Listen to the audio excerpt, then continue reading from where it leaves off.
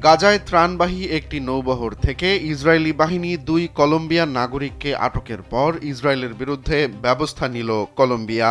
দেশটির president Gustavo Petro Colombia থেকে সকল ইসরায়েলি কূটনীতিককে বহিষ্কারের নির্দেশ দিয়েছেন।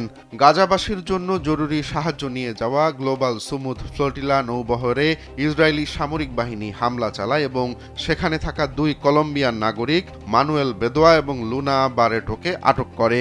গাজার জন্য বৈশ্বিক আন্দোলন বা গ্লোবাল মুভমেন্ট টু গাজার পক্ষ থেকে এক বিবৃতিতে বলা হয়েছে, নিন মজাদার গোলমার্ক বক্স, কুরমুরে বাইটে ফুরফুরে লাইফ। ইসরায়েলি সেনারা আন্তর্জাতিক আইন এবং জেনেভা চুক্তি লঙ্ঘন করে পুরুষদের পাশাপাশি নারীদেরকেও অবৈধভাবে আটক করছে এবং নৌবহরের বেশ কয়েকটি জাহাজে হামলা চালিয়েছে। ঘটনার প্রতিক্রিয়ায় সামাজিক যোগাযোগ মাধ্যম এক্সে প্রেসিডেন্ট পেত্রো এই ঘটনাকে ইসরায়েলি প্রধানমন্ত্রী বেনিয়ামিন নেতানিয়াহুর একটি নতুন আন্তর্জাতিক অপরাধ হিসেবে অভিহিত করেছেন। একই সঙ্গে তিনি ইসরায়েলের সাথে থাকা মুক্ত বাণিজ্য চুক্তিও অবিলম্বে বাতিল করার ঘোষণা দেন। এ সপ্তাহের শুরুতেই তিনি চুক্তিটি স্থগিত করার কথা বলেছিলেন। উল্লেখ্য, প্রেসিডেন্ট পেত্রো 2024 সালের মে মাসে ইসরায়েলের সাথে সকল কূটনৈতিক সম্পর্ক ছিন্ন করেন। এবার অবশিষ্ট কূটনীতিকদেরও বহিষ্কারের মাধ্যমে তিনি আরও কঠোর অবস্থান নিলেন।